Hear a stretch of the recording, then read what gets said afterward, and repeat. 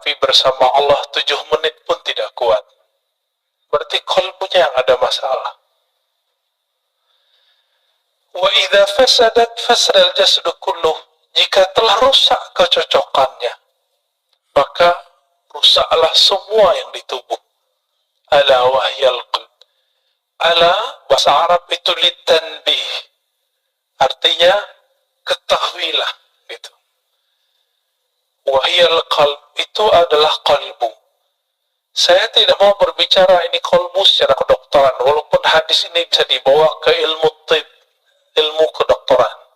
Tapi itu ilmu rohani. Al-qalb, kena kata qalbu di Quran lebih dari 100 kali dengan jamak dan mufrad. Ada lebih dari 100 kali, semua menyebutkan tentang ahwal rohani, bukan ahwal jasmani. Jadi jika ada dokter ngotot menggunakan hadis ini untuk perkara yang zahir, silakan. Tapi kita menggunakan hadis ini sesuai yang diturunkan Nabi Sallallahu Alaihi Wasallam. Jika si qalbu itu tawadhu, maka rukuknya terasa nikmat. Maka Bapak Saudara Allah, ketika imam itu kunut, tidak ada perasaan ingin keluar dari imam jika tidak berkunut. Perasaannya biasa aja. Bisa ikut kunut, bisa tidak. Tapi tidak ada perasaan ingin keluar dari imam. Imamnya ahli bid'ah. Tidak ada perasaan itu. Terbersih ada perkataan itu di qalbu, dia sudah rusak. Bagaimana mungkin di dalam sholat kita buruk sangka dan mengatakan seseorang itu buruk gitu. Betapa buruknya rohani ini. Oleh karena itu kami, meskipun misalnya diimami oleh seseorang yang tidak hafal Quran, bacaannya salah-salah, itu kita biarin aja dulu. Nanti selesai sholat, kalau nggak ada orang, baru kita kasih tahu. Kenapa? Siapa yang menggerakkan dia jadi imam? Salah siapa kita nggak maju jadi imam? Gitu. Bapak selamatkan Allah, satu kali guru kami wafat. Maulana Syekh Muhammad Nuruddin Al-Khalidi An-Naqsyabandi. Ketika beliau wafat, itu hujan Masya Allah. Imam Az-Zahabi menyebutkan satu perkataan dari seorang imam ahli hadis di abad ke-6 Hijriah. Apa kata beliau? Ciri-ciri seseorang itu meninggal dirahmati Allah, maka Allah kirim malaikat dalam bentuk awan. Fayughfar lahu, maka diampuni baginya. Kalau guru saya ini bukan hanya awan, itu hujan dari beliau sakaratul maut sampai esok pagi, sampai kemudian kita kuburkan, itu hujan gak berhenti. Apa yang ajaib? Keluar dari rumah, itu rumah gadang. Ya. Turun dari rumah itu ketika kita bawa keranda, itu hujan berhenti. Kayak ada yang kendaliin. Masuk masjid, hujan deras, dan itu sangat ajaib. Ketika selesai sholat, kita zikir, tahlil, segala macam, kami keluar, hujan berhenti. Tapi di saat ketika mau jadi imam, orang yang beliau angkat jadi wakilnya, itu seorang yang ummi, bacaan Qur'annya nggak bagus. Tiba-tiba ada seorang murid yang dianggap telah durhaka oleh beliau, ingin tebar pesona jadi imam. Padahal nggak ada yang nyuruh beliau. Awalnya mau menarik dia untuk turun, tapi tiba-tiba beliau dapat ilham. Dari qalbunya sendiri yang bicara. Apa kata qalbunya? Hei, kamu tidak usah emosi. Yang menggerakkan dia ke depan siapa? Itu Allah, bukan kamu, bukan dia. Dipikir-pikir, oh saya juga nggak hafiz Quran. Ya sudah. Itu adabnya. Maka saya tidak pernah lagi marah waktu karena jenggot saya nggak terlalu panjang, celana saya kadang jingkrang kadang tidak. Satu kali di satu masjid kita masuk, semua jamaah udah siap mempersilakan saya jadi imam karena saya ustadz di situ. Tiba-tiba dia nyelonong dari luar masjid keluar, masuk, dan kita lihat, wow, penampilannya sangat perfect. Celananya jingkrang, jenggotnya panjang, pakai kopiah. Emang sangat perfect. Tapi nggak salam, nggak kalam. Ya udah, akhirnya saya yang komat. Kenapa? Ingat kalimat yang tadi. Siapa yang menggerakkan dia? Allah. Karena seandainya dia jadi makmum, dia akan benci kepada saya. Dan salah satu imam yang Allah tidak ridhoi jika makmumnya tidak ridho kepadanya, jika ridhonya tidak berkaitan dengan syariat, tidak masalah. Tapi kalau berkaitan, itu bermasalah. Maka kita biarkan, ya. Saya ikutin aja. Ya. Yang saya lihat bukan dia, tapi yang saya lihat adalah gerakan-gerakan dari Allah Ta'ala. Bapak Ibu Saudara makan Allah, kalau orang begitu, kira-kira kebencian keluar nggak dari kalbunya? Insya Allah keluar, ya. Baik. Kembali ke yang tadi. Maka al-a'mal, amal itu masdaruhal qalb. Tempat terbitnya adalah kalbu. Tapi dia butuh bukti. Maka di Quran disebut i'malu fasarallahu a'malakum. Beramallah kamu, maka Allah akan memperhatikan amalmu. Nah, pertanyaannya, merasa diperhatikan Allah nggak tadi sholatnya? Berarti sholatnya belum ngamalin ayat ini. Coba, mulai hari ini, beramal itu karena ayat itu. Beramallah kamu, Allah akan pandang amalmu.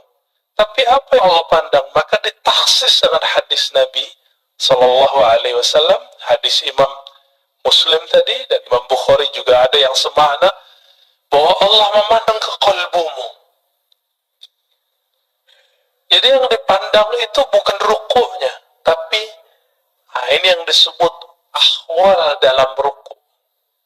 Mesti rukuk.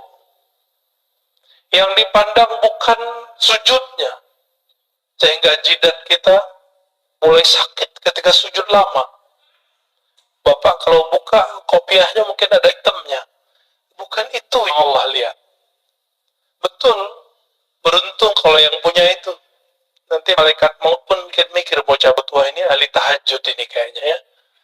Tapi bukan itu yang kita kejar. Kalau bisa sembunyiin itu. Kenapa? Karena yang disebut simahum fi wujuhim min athari sujud, itu artinya efek sujudnya itu terlihat di wajahnya. Apa efek sujud? Ketika orang sujud, dia lebih merendahkan wajahnya, otaknya yang doktor, otaknya insinyur, otaknya yang sarjana, otaknya yang hafiz, otaknya yang pinter itu, dia taruh di mana? Di bawah bokongnya. Di bawah tempat keluar najis-najis semua. Maka orang-orang ini dihina orang tidak akan marah. Kenapa? Dia sendiri telah menghinakan dirinya di hadapan Allah Ta'ala.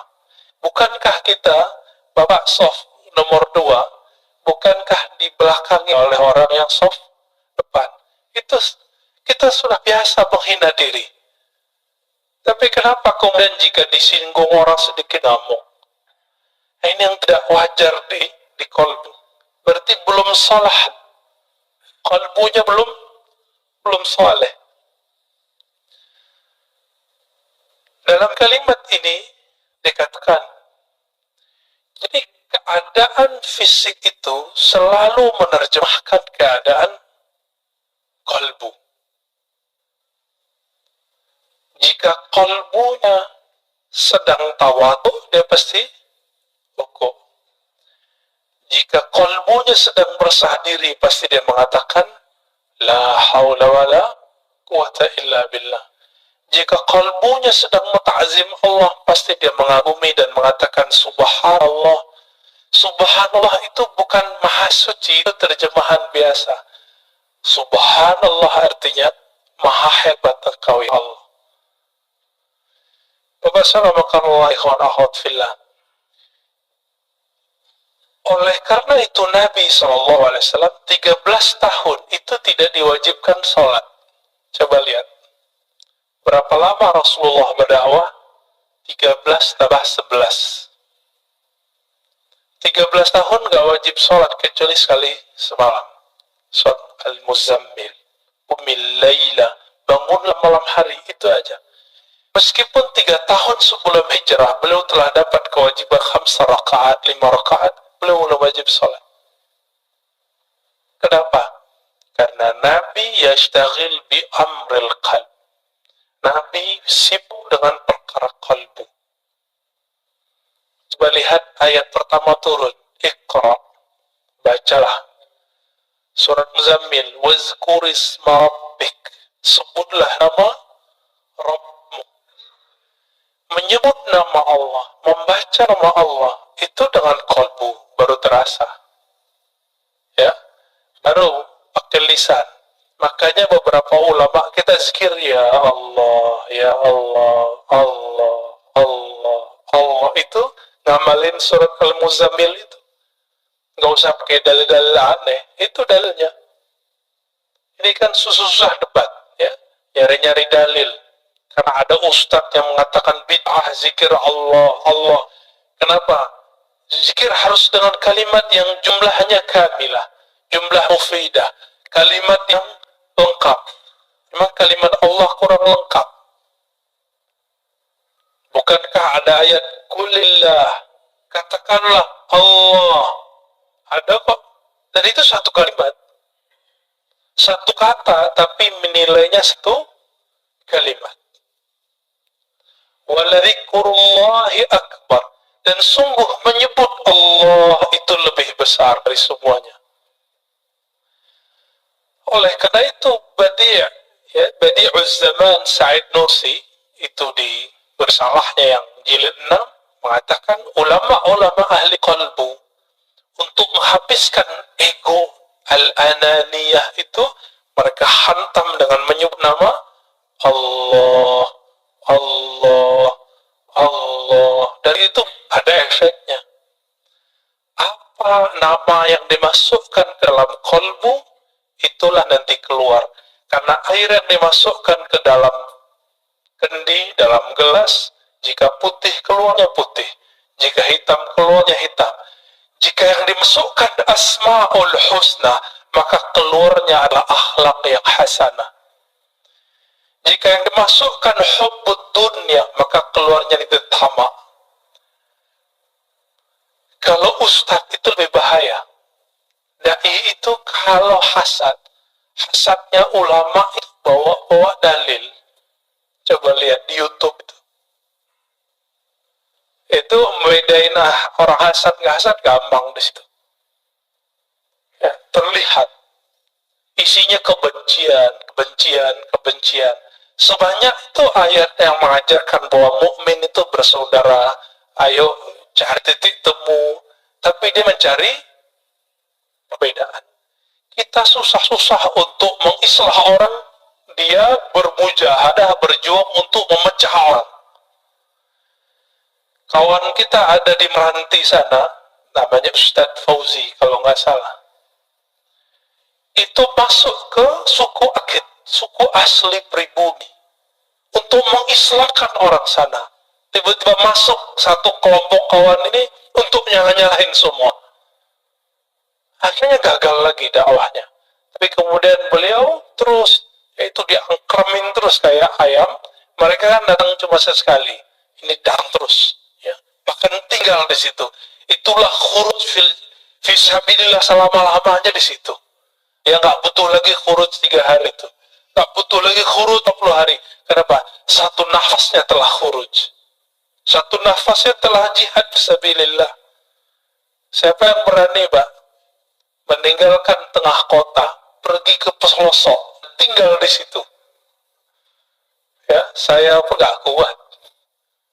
Ya, semoga Allah jaga dai-dai kita di pelosok, di perbatasan. Amin ya rabbal alamin.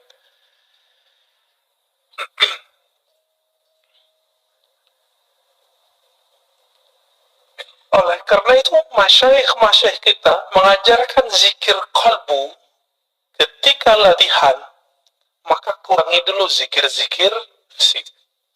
Dulu kami latihan 40 hari, itu cuma zikir qalbu. Yang wajib-wajib kita nggak boleh tinggal. Sholat jamaah, 5 waktu, sholat Jumat. Yang itu kita kejar terus. Tapi kerjanya ngapain? Setelah sholat, zikir. Setelah zikir, zikir. Setelah zikir, zikir. Setelah zikir, zikir. Sampai tidur pun zikir. 40 hari, 40 malam. Kami kurangi makan, kurangi tidur, kurangi macam-macam kata-kata orang sekitar. Ah, ngapain itu? Itikaf kan 10 hari doang kok 40 hari. Dia lupa, Nabi Yunus itu itikafnya dalam perut ikan berapa hari? 40 hari. Nabi Musa di Tur Sina 40 hari. Nabi Muhammad SAW di Gua Hira juga 40 hari. Dan itu rutin terus. Jadi kalau ingin mewarisi rohani Rasulullah SAW, minimal apa yang telah beliau fikskan 10 hari. Bisa nggak meninggalkan dunia? 10 hari sebelum betul-betul kita meninggalkannya. 10 hari nanti bisa nggak Pak? Tapi handphonenya off. Tidurnya dikurangi, makannya dikurangi. Maka harus ada tim gizi ketika orang itikaf. Di sini ada dokter, ada ahli gizi. Silakan Pak ngobrol nanti. Kurangi makan daging. Boleh makan daging.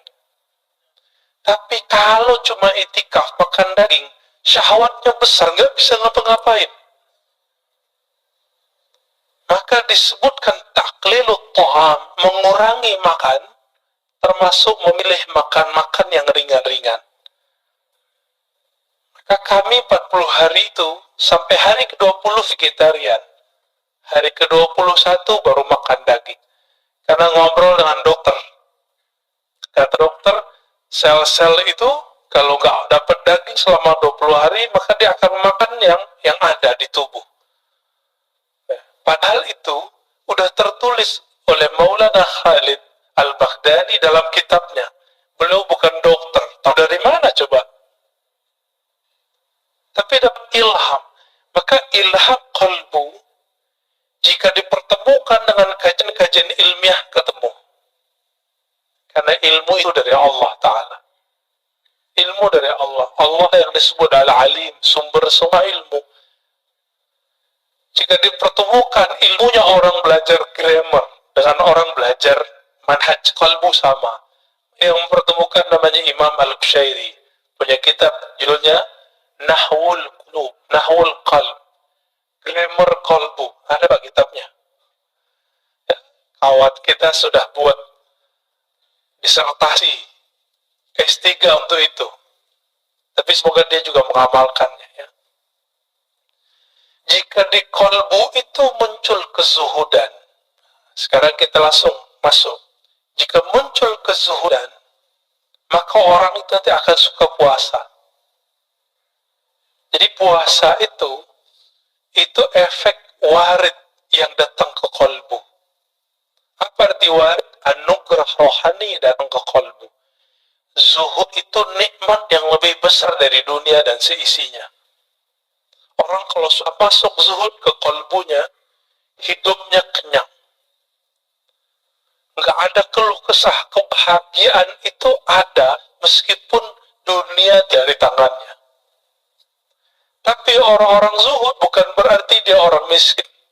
Banyak orang miskin cinta dunia. Tiap hari mikirin gimana makan. Berarti dia belum zuhud. Jadi rugi 2 kali. Udah miskin gak zuhud. Orang kaya itu paling bisa zuhud karena dunia sudah di tangan. Tapi kalau kolbunya tidak dapat zikir kolbu, jadi kolbu itu punya zikir. Zikir lidah la ilaha illallah, subhanallah. Zikir kolbu Allahu Hay Qayyum, Asmaul Husna, itu zikir kolbu. Dan ini harus diambil dari ahlinya. Sebagaimana kalau kolbu kita sakit, kalau badan kita sakit, kita datang ke dokter. Dan masalah kita semua apa? Masalah kita cuma satu, kita nggak adil dengan kolbu. Giliran sakit badan, ya repot kemana-mana. Ini virus corona aja udah rame kemana-mana, ya. Tapi kalau ada virus kolbu, nggak rame. Udah berapa tahun nggak khusyuk? Udah berapa tahun tidak menikmati baca Quran? Kok nggak datang-datang ke ahli kolbu? Waras nggak sih? Gitu. Adil nggak? Ini yang disebut innallaha yuhibbul muqsitin. Maka Allah sebut orang-orang yang berilmu yang adil itu qaiman bil qist. Orang-orang yang berilmu itu dia betul-betul adil terhadap dirinya. Kita nggak adil. Cari dunia dari pagi jam 6, pulang pun jam 8, 12 jam. Tapi cari akhirat, kita ajak setengah jam aja bilang apa? Ustaz, saya ini sibuk. Ada seorang ibu-ibu minta diajarkan zikir, kita ajarkan zikir. Terus bilang, Ustaz, nggak ada zikir yang ringan, saya ini sibuk. Saya tanya, ibu umur berapa? 70. 70 karyawati, ragawati. ASN. Enggak, terus apa sibuknya? Bingung juga dia. Berarti selama ini kita ini sok sibuk. Dan semua orang mengundur amalnya sampai dia udah tua. Berarti warid belum datang ke kolbunya. Dia memulai amal selama ini selalu dari zahir, belum dari kolbu. Maka Imam Bahauddin Syah Naqsyaband mengatakan apa? Ketika orang sibuk dengan perkara zahir, maka kajian zikir pertama kami adalah zikir kolbu. Bidayatu tariqatina nihayatu turuq. Awal dari cara zikir kami adalah akhir dari semua zikir yang dipelajari oleh orang-orang di luar. Itu manhaj beliau. Jadi orang kalau sudah sibuk zikir salat baru zikir kolbu. Kalau beliau enggak, kolbu dulu. Kenapa? Ala wahyal qalb. Inilah zikirnya ulama-ulama ahli kolbu. Jika masuk ke kolbu itu al-hirs.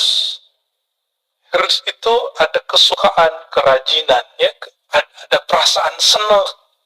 Maka orang ini akan rajin tahajud, rajin sedekah, rajin semua zikir itu kayaknya ringan di tangannya, ringan di lidahnya. Makan Allah.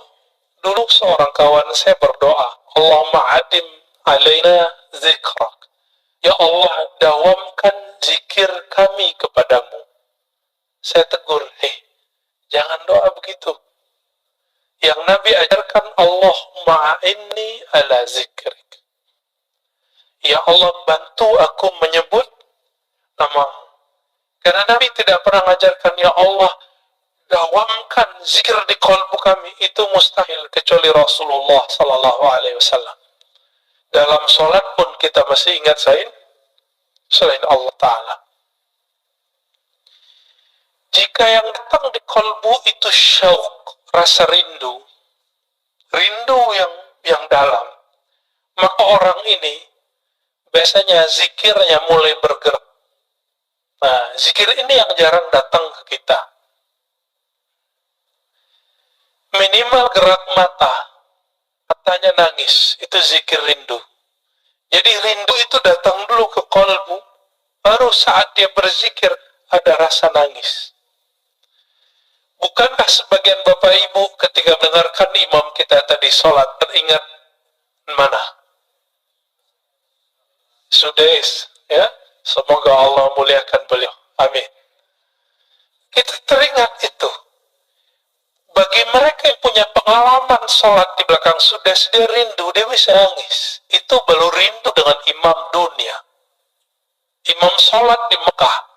Bagaimana imam la'imah Sayyidina Rasulullah SAW. Maka orang ini saat mengatakan Allahumma salli ala Sayyidina Muhammad, air matanya pasti mengalir. Itu yang disebut dalam syair-syair Hisan bin Sabit. Kullul qulub, semua kalbu itu rindu kepada Nabi. Tapi bukti rindu itu hanya satu. Dumu'ul ain. Ketika air mata itu berkaca-kaca, kita air mata itu mengalir. Atas dasar itulah ulama kita punya majelis khusus namanya majelis sholawat, karena itu majelis kerinduan. Imam Ibn Arabi yang disesatkan orang zamannya, dia jauh dari semua kesesatan itu karena beliau ahli hadis. Saya S1 meneliti beliau. Ibn Arabi menulis kitab Terjemahan al-Ashwaq. Sebelumnya beliau seorang ahli hadis, meriwayatkan hadis dengan sanad sendiri sampai ke Rasulullah. Berguru kepada Imam Bukhari di zamannya, namanya Ibnu Asakir, dan Imam Muslim di zamannya, yaitu Imam As-Silafi. Imam Ibn Arabi nulis Terjemahan al-Ashwaq, terjemahan para perindu, kolbu yang merindu. Dan salah satunya di situ ada kerinduan kepada Rasulullah Sallallahu Alaihi Wasallam. Orang yang rindu kepada Rasulullah pasti dia rindu kepada orang yang membuat dia rindu kepada Rasulullah. Siapa yang mengajarkan kita rindu kepada Rasulullah? Guru-guru kita. Guru-guru ini yang mengajarkan rindu. Maka rindu kepada Rasulullah itu bersanad. Ini yang Nabi katakan, tuba liman ra'ani wa amana bi. Tuba liman ra'ani wa liman ra'a man ra'ani.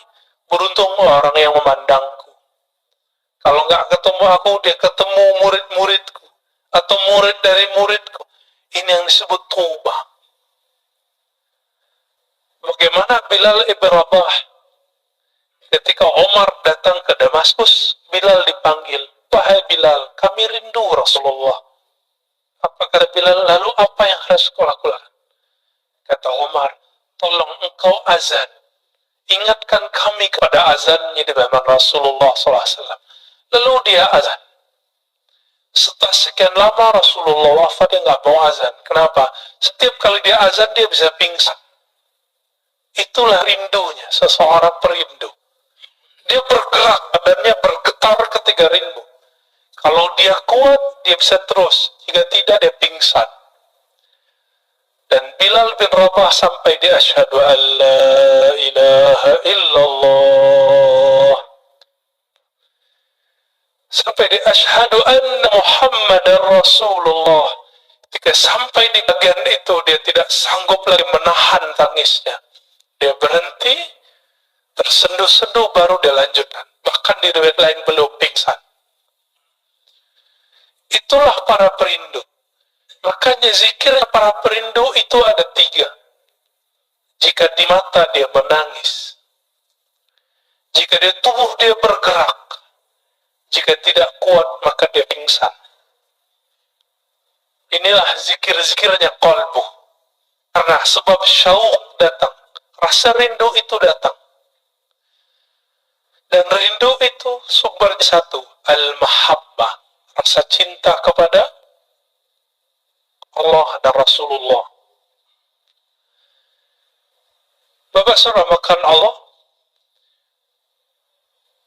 terkadang kalau orang rindu itu gombal. Benar nggak? Kalimat-kalimatnya aneh-aneh. Dalam ilmu zikir, ilmu qalbu disebut dengan syatahat. Apa arti syatahat? Kalimat yang melompat dari mulut karena gejolak-gejolak rindu dalam kalbu. Jika seseorang merasakan rindu tersebut, maka muncullah syatahat. Inilah yang muncul pada Imam Junaid, Imam Abu Yazid al-Bustami, bahkan imam seperti Al-Hallaj. Al-Hallaj mengatakan, ma fi jubbati illallah. Di jubahku hanya ada Allah. Dia tidak dihukum karena dia ngomong itu. Tapi dia ketika mengatakan haji itu cukup di rumah, tapi itu ternyata bukan perkataan dia. Jadi dulu karena buku tidak ada copyrightnya, salah satu bukunya tentang asrar haji disalin oleh orang tertentu, lalu ditambahkan di situ, haji tidak perlu ke Mekah, cukup di rumah. Ketika dihakimi, dibawa ke pengadilan, Al-Hallaj ditanya, ya Hallaj, hadza kitabuk? Hallaj, ini kitabmu? Hallaj mengatakan, oh, itu judul kitabku, tapi dia tidak tahu isinya. Langsung hakimnya mengatakan, taib, kamu zindik, kamu fasik, langsung divonis esok hari dipenggal. Al-Hallaj wafat tahun 309 Hijriah. Kata Imam Al-Ghazali, seandainya aku jadi qadhinya, jadi hakimnya, tentu aku tidak akan mau hukumi gantung baginya. Itu kata Imam Ghazali. Tapi ya sudah, ya. Tilka ummatun qad khalat laha, ya, ma kasabat. Kita lanjut sampai jam berapa? Masya Allah. Nanti sholat syuruknya diundur, ya. Ngaji lebih afdal daripada sholat. Imam Ibnu Majah meriwayatkan dari Nabi SAW bahwa mempelajari satu bab ilmu lebih afdal dari sholat 100 rakaat. Ya. Baik. Jika yang muncul di qalbu itu al-khawf, dia juga nangis. Apa arti khawf? Rasa takut. Tapi bedanya, al-khawf ini beda dengan syauq. Jika syauq bikin orang bergetar, tapi kalau khawf tidak, bikin orang diam. Ada lagi raja. Raja itu harap. Jika orang berharap, Allah menerimanya. Membicarakan Allah, kita ini semua punya dosa. Benar nggak? Mulai dari ujung rambut sampai ujung kaki. Tapi apakah dengan dosa itu kita berhenti beramal? Enggak. Masih ingat Salahuddin Al-Ayyubi? Salahuddin Al-Ayyubi, seorang pejuang hebat, raja di zamannya, sultan, itu pernah meminum khamar. Kata Imam Zahabi dan Siyar A'lamin Nubala, kana yashrabul khamr. Dulu Salahuddin ini enggak sholah, enggak bagus.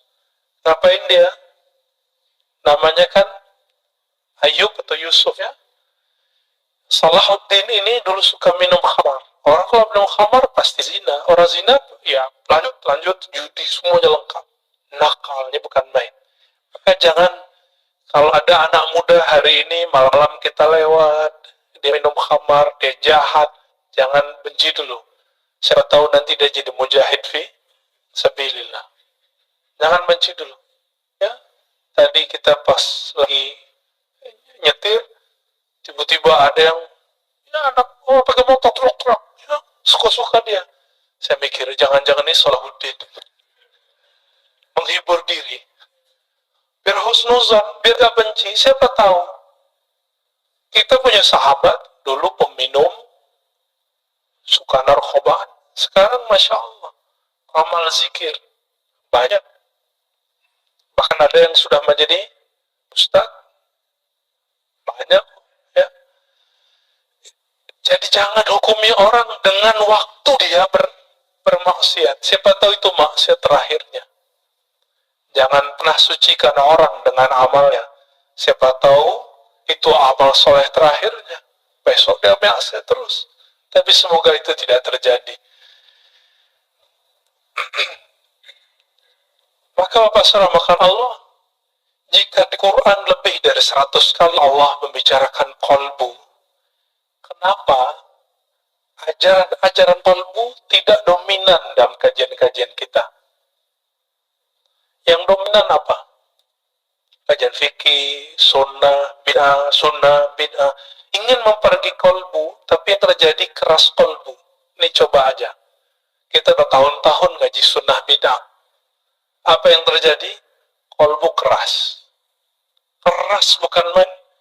Karena Rasulullah awal ngajar orang bukan ngajar sunnah bid'ah. Yang pertama diajar oleh Rasulullah apa? Kolbu. Jadi kalau ada orang sibuk dengan sunnah bid'ah, dia salah berguru. Tapi kalau sudah selesai belajar kolbu, baru belajar itu. Jadi saya berbeda sedikit dengan banyak orang. Orang mengira belajar tasawuf itu setelah belajar fikih. Enggak. Bagi saya belajar tasawuf dulu, belajar aja fikih. Baru belajar akidah lebih awal ya. Akidah, tasawuf, fikih. Kalau enggak, yang terjadi nanti debat. Suatu kali Imam Fakhruddin Ar-Razi, pengarang kitab Mafatihul Ghaib, datang ke seorang ahli qalbu. Lalu ahli qalbu itu menyindir Fakhruddin yang punya tafsir sepanjang tangan saya ini. Namanya Mafatihul Ghaib. Dia mentafsir Bismillahirrahmanirrahim 1 jilid. Ini di sini ayat seberapa turun di sini. Ya. Tapi beliau mentafsir Bismillah satu jilid. Sampai sekarang kawan saya ngaji Bismillahirrahmanirrahim 7 tahun belum selesai. 7 tahun belum selesai. Ngaji alif aja lama sekali ngajinya. Sampai betul-betul dikenal. Kenapa Bismillah itu kok diulang-ulang di Quran? Ternyata itulah awal yang ditulis di Lauh Mahfuz. Ketika Allah pertama ciptakan Lauh Mahfuz, apa kata Allah? Uktub. Faqala ma aktub. Qala uktub Bismillahirrahmanirrahim. Hadis sahih Imam Tirmizi. Jadi Allah ciptakan Lauh Mahfuz. Apa arti Lauh? Lauh itu seperti kumpulan data. Semua data ada di situ. Data semua dunia dan akhirat. Apa kata Allah? Hai Lauh Mahfuz, tulislah. Lalu dia bertanya, apa yang kami tulis ya Allah? Uktub Bismillahirrahmanirrahim. Maka mengkaji Bismillahirrahmanirrahim, mengkaji semua makhluk. Selesai Pak semua. Rahman itu semua makhluk. Rahim khusus wali-wali Allah. Kekasih-kekasih Allah. Nanti lain waktu cari gurunya ya. Ada yang pakar ilmu ini. Tapi tidak boleh dikaji terlalu luas. Imam Fakhruddin Ar-Razi kemudian bertanya. Ketika disindir. Tafsirmu itu belum apa-apa. Dia kaget. Terus tafsir yang bagus gimana? Dia tafsirlah satu ayat. Fakhruddin Ar-Razi bengongnya bukan main, lama dia berpikir. Loh kok dia tahu mana itu ya? Kok saya udah baca buku mungkin ratusan ribu lembar dia baca buku, kok nggak paham itu? Akhirnya ditanya, wahai Tuan Guru, apa cara engkau memahami kitab Allah dengan rahasia-rahasia tadi? Apa jawaban sang imam? Wahai Fakhruddin Ar-Razi, utruk ri'asah wazhad anid dunya. Tinggalkanlah ri'asah, kepemimpinan, baik jabatan-jabatan keulamaan, tinggalkan itu dan zuhudlah dari semuanya. Tapi kata beliau, oh kalau itu saya tidak sanggup, ya sudahlah. Maka tidak turun ilmu itu kepada beliau. Turun ke siapa? Turun ke orang setelahnya. Imam Ibnu Athaillah, inilah kitabnya. Ya, turun lagi ke orang setelah Ibnu Athaillah, namanya Ibnu Ajibah. Ya. Ada tafsir qalbu. Semoga nanti ada ahli tafsir yang mengkaji tafsir itu. Amin ya rabbal alamin. Ya. Selama ini kita lihat tafsir-tafsir itu banyakkan hafalan. Ayat ini dijelaskan ayat ini, itu biasa. Itu namanya ilmu munasabat. Ilmu mencocokkan satu ayat dengan ayat yang lain. Kalau cocok, kalau nggak cocok gimana? Karena ilmu cocokologi hari ini betul-betul sangat dahsyat, maka banyaklah ustadz cocokologi. Padahal yang cocok itu adalah ilmu qalbu. Karena Quran itu dia untuk qalbu. Allah itu ketika mengatakan, ya ayyuhallazina amanu, hai orang-orang beriman, iman di mana naruhnya? Di qalbu atau di badan? Di qalbu. Maka Allah sedang berbicara ke qalbu. Lain ketika Allah mengatakan ya ayyuhan nas, hai manusia. Ya. Betul qalbu juga, tapi qalbunya belum beriman, maka dipanggil ya ayyuhan nas. Berdasarkan beda-bedanya apa yang datang ke kolbu, maka berbedalah amal. Beda apa amalnya? Antara Nabi Adam dengan Nabi Nuh beda nggak doanya? Beda. Nabi Nuh dengan Nabi Ibrahim beda zikirnya. Nabi Ibrahim dengan Nabi Musa beda zikirnya. Nabi Ibrahim apa zikirnya waktu dilempar ke api? Hasbiyallah wa ni'mal wakil. Cukuplah Allah sebaik-baik yang mengurus melindungiku. Itu api zahir. Apalagi api dunia, api syahwat. Maka salah satu cara terapi orang untuk melemahkan syahwatnya adalah mengendalikan syahwatnya adalah hasbiyallah wa ni'mal wakil atau hasbunallah wa ni'mal wakil, dizikirkan 450 kali setiap hari. Ini zikir yang diajarkan Maulana al-Imam Abdul Hasan Syazili. 450 itu dikit, Pak. Orang bisa handphonean, smartphone, bisa Instagram setengah jam kok. Baca hasbunallah wa ni'mal wakil itu paling 15 menit beres. Itu kolbu udah kenyang itu. Ini yang diwariskan para nabi. Siapa yang zikir hasbunallah wa ni'mal wakil, dia akan menjadi pewaris Nabi Ibrahim. Siapa yang zikir la ilaha illa anta subhanaka inni kuntu minaz zalimin, dia telah mewarisi rohani Nabi Yunus.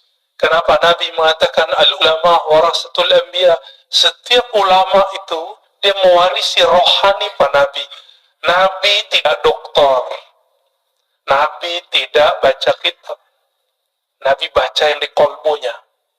Maka orang yang mewarisi kenabian itu mewarisi kolbu Nabi Sallallahu Alaihi Wasallam.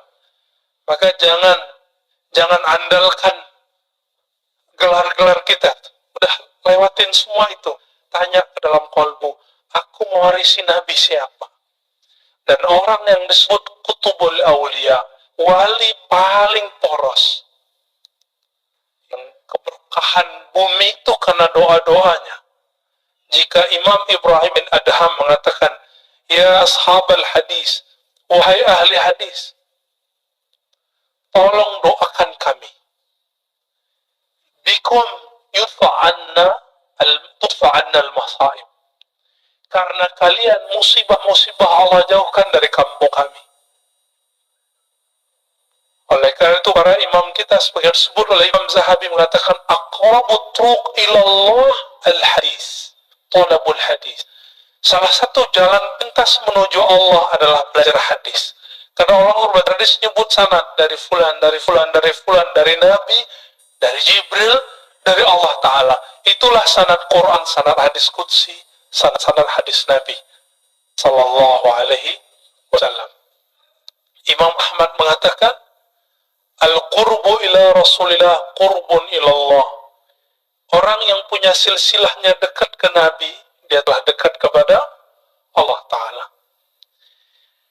Maka Bapak Saudara, karena Allah, karena ahwal kolbu itu beragam yang datang, maka di antara ulama itu ada yang ahli ibadah. Kenapa? Yang muncul di kolbunya hirus, doyan ibadah. Nah, ini yang terjadi pada kawan-kawan saya yang senang khuruj, ya, senang wiridan. Jangan salahkan dia. Tegur saja dia kalau kelebihan. Mungkin dia beramal tidak dengan ilmunya. Dia lupa kalau punya anak istrinya. Ya, tegur aja baik-baik, kasih nasihat. Jangan depan orang.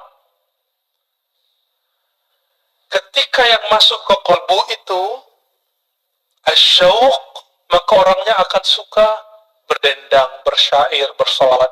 Maka muncullah dalam peradaban Islam berzanji. Muncullah syair-syair Imam Ibn al-Farid. Ya, muncul semua itu.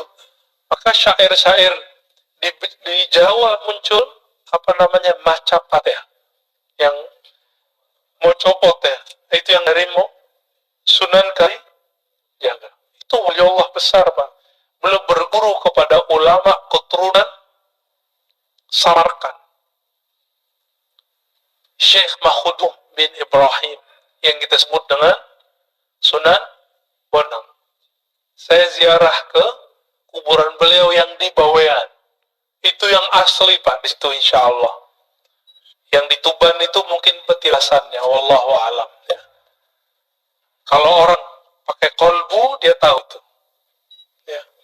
Kawan saya tanya, kok aku sering ziarah ke Tuban, nggak ada efek apa-apa ya? Biasanya kalau assalamualaikum tuh ada rasanya. Oh dia lagi gak di tempat ya. Akhirnya saya doa, ya Allah tunjukin saya di mana aslinya. Ternyata setelah itu diundang oleh salah satu guru kita, Buya Abdul Halim, ya, yang punya istri di sana. Udah ke sana Pak? Udah ke sana Pak ya. Ya. Datang ke sana itu dahsyat sekali. Tapi jangan lupa ziarah, karena di sana manisnya dari situ. Sampai di sana, ternyata Buya Abdul Halim belum pernah ziarah. Saya tanya, Buya, antarin saya ya. Buya di sini ada dua. Ah, bukan yang di tepi pantai, yang di hutan. Saya bilang gitu. Akhirnya kita ke hutan. Gak hutan-hutan amat kok, Pak. Hutannya kecil kok ya. Masuk dan itu terasa nikmat, terasa ada kontak batin. Karena jangankan para wali, para syuhada pun mereka tidak mati. وَلَا تَقُولُوا لِمَنْ يُقْتَلُ فِي سَبِيلِ اللَّهِ أَمْوَاتٌ. Dan itu hanya dirasakan oleh ahli qalbu. Cinta itu hanya dirasakan oleh orang yang cinta. Sebenarnya benci dirasakan oleh orang-orang yang hasad. Maka kebeningan qalbu akan bisa merasakan ahli-ahli qalbu. Coba rasain Pak. Guru kami berpesan makna hadis, Zurul kubur fa innaha tuzakkirul maut. Ziarah kubur karena itu bisa mengingatkan kepada kematian, lintas dimensi, langsung maksudnya. Maka orang yang suka ziarah kubur, rohaninya akan tembus ke dimensi yang lain, masuk ke alam-alam yang lain, sadar atau tidak. Tapi kalau udah jauh dari kubur, membid'ahkan kubur, menyebut orang ziarah kubur, kuburiyun, maka siap-siap kamu nanti ketemu Rasulullah. Rasulullah akan memarahi dan menghardik dan mengatakan, aku sayyidul kuburiyin. Akulah orang yang paling sering ziarah kubur. Nabi ziarah kubur kapan Pak? Malam. Dan hampir setiap nginep di rumah Aisyah radhiyallahu ta'ala anha. Berani bilang Nabi sayyidul kuburiyin. Penyembah kubur. Hati-hati. Pemuja kubur. Hati-hati. Semua yang kamu lafazkan Allah hisab. Kalau kalbu nggak nyampe, nggak usah ingkar. Imam Sya'rani telah nulis berkali-kali kata beliau, kalau kamu tidak paham, jangan ingkar. Sekali kamu ingkar, haramallahu alaika. Allah haramkan bagimu untuk merasakan itu. Makanya kalau udah benci sama kita, benci sama kajian kita, nggak nyaman Pak. Langsung keluar. Ngelihat imam kita doa aja langsung keluar. Gak bisa husnuzon. Gak bisa menikmati perbedaan faham. Betapa sempitnya kalbu. Padahal kalbu itu lebih luas dari dunia dan seisinya. Hadis meskipun dhaif, tapi ulama mensahihkan maknanya. Mawasi'ani ardi wala samai. Aku ketika memandang ke langit dan bumi tidak sanggup menahan pandanganku. Itu yang disebut Allah ketika memberikan amanah kepada langit dan bumi, semuanya nolak. Inna wasi'ani, yang sanggup menerima pandangan itu adalah qalbu abdi al-mu'min, qalbu hambaku. Ada kalimat hambaku di situ, al-mu'min, yang dia beriman. Makanya orang-orang yang beriman ini kalbunya lapang, hidupnya tenang, pikirannya Masya Allah, ya, nggak ada kepanikan di kalbunya, ya, nggak rusuh. Bapak saudara karena Allah, maka di antara mereka ada yang zuhud, karena yang datang kalbunya kebencian dunia. Di antara mereka ada yang muridin, ada yang wara, ada yang arif. Puncaknya nanti arif. Nanti tanyalah ke Kiai Ahmad Shadiq, itu arif itu apa sih? atau ke kiai-kiai yang lain, ada siapa, ke Luqman